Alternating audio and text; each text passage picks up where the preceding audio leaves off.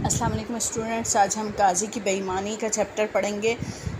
جماعت ہفتم کاروان اردو میں سے تعارف۔ آپ جانتے ہیں حکایت میں کسی نصیحت آموز واقعے کو دلچسپ انداز میں بیان کیا جاتا ہے۔ یہ دلچسپ حکایت جوامع الحکایات سے ماخوذ ہے۔ تو اب اس حکایت کو پڑھتے ہیں۔ امیر المومنین معتضد باللہ کے حضور میں ایک شخص فریاد لایا، حج کو جاتے ہوئے میں نے ایک تھیلی جس میں 1000 دینار تھے سربہ مہر کر کے نائب قاضی کے پاس امانت کے طور پر رکھوائی تھی۔ واپس آنے پر قاضی سے تھیلی تو مل گئی، مگر اسے کھولنے پر معلوم ہوا کہ طلائی دیناروں کی جگہ چاندی کے درہم رکھ دیے گئے ہیں۔ مہر جیسی تھی ویسی ہی ملی، مگر دینار غائب تھے۔ شرارت ضرور نائب قاضی کی ہے، مگر لاکھ خوشامد کرتا ہوں انکار کیے جاتا ہے۔ خلیفہ نے جواب دیا، اطمینان رکھو، تمہارے دینار تمہیں مل جائیں گے۔ وہ شخص مطمئن ہو کر گھر چلا گیا۔ خلیفہ کچھ دیر اس معاملے کے متعلق غور کرتا رہا، پھر جامع دار کو بلا کر حکم دیا، توشہ خانے میں سے ایک نیا جوڑا لاؤ۔ جامع دار وہ جو کپڑوں کی حفاظت کرنے والا ہوتا ہے نا، لباس کا انتظام کرنے والا خادم، اسے جامع دار کہتے ہیں، اور توشہ خانہ جہاں کپڑے رکھنے کی جگہ ہوتی ہے اسے کہا جاتا ہے۔ ایک نیا جوڑا لاؤ، ساتھ ہی ایک پگڑی بھی، مگر خیال رکھنا کہ اس سے اچھی پگڑی تمام توشہ خانہ میں نہ ہو۔ جامع دار نے حکم کی تعمیل کی تو خلیفہ نے اسے کسی بہانے سے باہر بھجوا دیا۔ اس کے چلے جانے پر پگڑی پھاڑ دی اور اسی طرح ایک طرف رکھ دی۔ جامع دار لوٹ کر آیا تو اس سے بولا، کپڑے اٹھا کر لے جاؤ، آج نہیں پہنوں گا۔ جامع دار اس لباس کو سنبھال کر اس کی جگہ رکھنے لگا تو پگڑی پھٹی ہوئی نظر آئی۔ بیچارہ جان کے خوف سے تھر تھر کانپنے لگا۔ اسی حال میں رفوگر کا خیال آیا تو جان میں جان آئی۔ پگڑی چھپا کر ساتھ لی اور بازار میں پہنچ کر ایک قابل اعتماد دوست سے کسی اچھے رفوگر کے متعلق دریافت کیا۔ ایک کاریگر کا پتہ چلا، بھاگا ہوا اس کے پاس پہنچا۔ اس نے کہا، اچھے کام کے اچھے دام ہوں گے، ایسا رفو کروں گا کہ کوئی فرد بشر تمیز نہ کر سکے گا، یعنی کوئی بھی انسان۔ جامع دار نے منہ مانگے دام دینے کی حامی بھری اور رفوگر نے جیسا کہا تھا ویسا کر دکھایا۔ جامع دار نے پگڑی خوشی خوشی توشہ خانے میں رکھ دی۔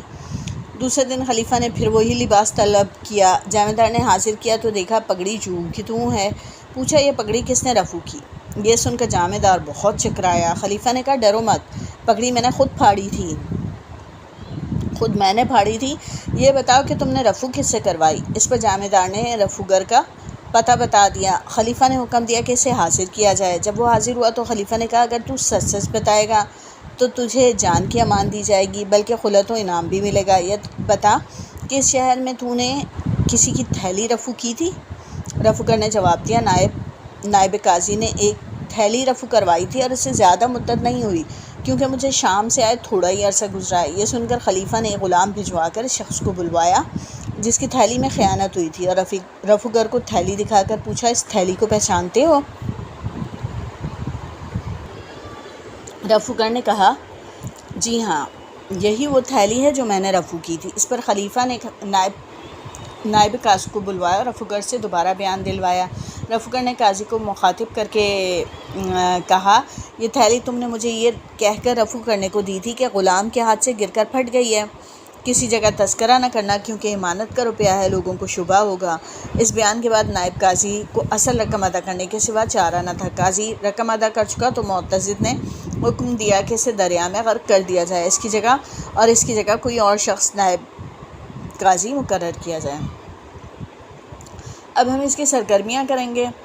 تو اس میں جو ہے سوال نمبر 1 تو ڈرامے کے انداز میں جماعت میں پیش کرنے کے حوالے سے، سوال نمبر 2 ہے حکایت کا کوئی اور موضوع عنوان تجویز کیجیے۔ تو میرے نزدیک خیانت کا انجام، سوالات کے جوابات تحریر کیجیے۔ فریادی کے ساتھ کیا بے ایمانی ہوئی؟ نائب قاضی نے اس کی دی ہوئی امانت میں سے طلائی دیناروں کو نکال کر اس کی جگہ چاندی کے درہم رکھ دیے تھے۔ فریادی کو تھیلی کھولنے سے قبل قاضی کی بے ایمانی کا اندازہ کیوں نہ ہوا؟ کیونکہ فریادی کی تھیلی کو رفو کروا کر اسی طرح دوبارہ سربہ مہر کر دیا گیا تھا۔ فریادی خلیفہ بے حد عقل مند تھا، اپنے دلائل سے ثابت کیجیے۔ خلیفہ کو اندازہ ہو گیا تھا کہ تھیلی کو شہر کے کسی ماہر رفوگر سے رفو کروایا گیا ہوگا، اس لیے اسے قاضی کو بلوانے سے پہلے رفوگر کا پتہ چلانے کے لیے یہ طریقہ اختیار کیا کہ اپنی پگڑی میں نقص پیدا کر دیا تاکہ جامہ دار ڈر کر اسے ماہ رفو گر سے رفو کروائے اور اس طرح رفو گر اسے فریادی کی اصل معاملے کی حقیقت بتا سکیں۔ جامہ دار اور رفو گر اس معاملے میں قصوروار تھے یا بے قصور؟ وضاحت کیجیے۔ جامہ دار اور رفو گر اس معاملے میں بے قصور تھے، کیونکہ جامہ دار نے ڈر کر پگڑی رفو کروائی تھی، اسے خلیفہ کے معاملے کا علم نہیں تھا۔ اسی طرح رفو گر کو قاضی کی خیانت کا علم نہیں تھا، وہ قاضی کی خیانت سے ناواقف تھا۔ اس حکایت سے آپ نے کیا نتیجہ اخذ کیا؟ اس حکایت سے یہ نتیجہ اخذ ہوتا ہے کہ دولت کو دیکھ کر لالچ میں نہیں آنا چاہیے، لالچ اور خیانت دونوں کا انجام برا ہوتا ہے۔ اب ہے مندرجہ ذیل الفاظ کے متضاد الفاظ حکایت سے تلاش کر کے لکھیے۔ خیانت کا امانت، قرار کا بے قراری، مضطرب پرسکون، درخواست حکم، نقل اصل، مخالف معاون۔ اب ہے کہ سبق سے کوئی 3 محاورے تلاش کر کے اپنے جملوں میں استعمال کیجیے۔ تو جوں کی توں۔ والدہ اسد کو پڑھائی کرنے کا کہہ کر کاموں میں لگ گئیں۔ جب رات اس کے کمرے میں آئیں تو کتابیں جوں کی توں رکھی ہوئی تھیں۔ تھر تھر کانپنا۔ اسد اپنا نتیجہ دیکھ کر والد کے ڈر سے تھر تھر کانپنے لگا۔ جیسا کہا تھا ویسا کر دکھایا۔ بشریٰ نے اچھا رزلٹ دکھا کر ثابت کر دیا کہ اس نے جیسا کہا تھا ویسا کر دکھایا۔ اب دیے گئے الفاظ سے سابقے لاحقے علیحدہ کیجیے اور مثال کے مطابق ہر مرکب سے 3 سابقے لاحقے بنائیے۔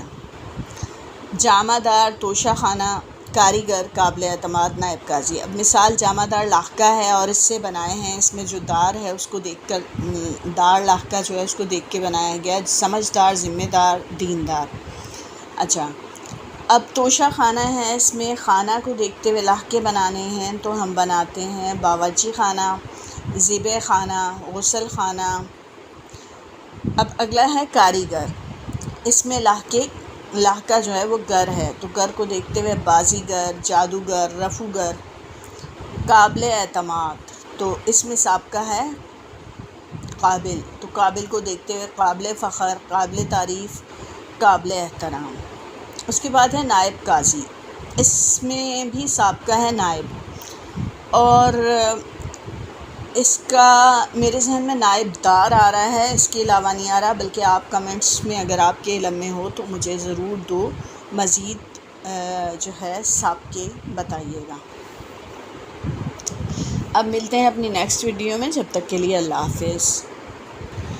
سوری، ہم نے اس کا سوال نمبر 7 نہیں کیا، اب ہم سوال نمبر 7 کرتے ہیں۔ مندرجہ ذیل خاکے میں موجود حروف کو جوڑ کر 10 لفظ بنائیے۔ خیال رکھیے کہ ہر لفظ کم از کم 4 حروف پر مبنی ہو، یعنی آپ 4 پر بھی بنا سکتے ہیں، 5 پر بھی، مگر آپ 3 پر نہیں بنا سکتے ہیں۔ مثال انہوں نے کسان دی ہے، تو ہم بنا سکتے ہیں مالک، کمال، کنال، یہ رقبہ ہوتا ہے۔ مسکان، مسکراہٹ کو کہا جاتا ہے۔ نکال، مکان، ساکن، ٹھہرنے کو کہتے ہیں۔ لیکن، ایمن، ایمن نام ہوتا ہے لڑکیوں کا۔ منال، منال بھی نام ہوتا ہے۔ کملی، کملی بے وقوف کو کہتے ہیں۔ سالم، سالم پورے کو کہتے ہیں۔ تو میں نے آپ کے سامنے 12 جو ہے وہ حروف رکھ دیے ہیں۔ اب تک کے لیے اتنا ہی ہے، انشاءاللہ ملتے ہیں اپنی نیکسٹ ویڈیو میں، جب تک کے لیے اللہ حافظ۔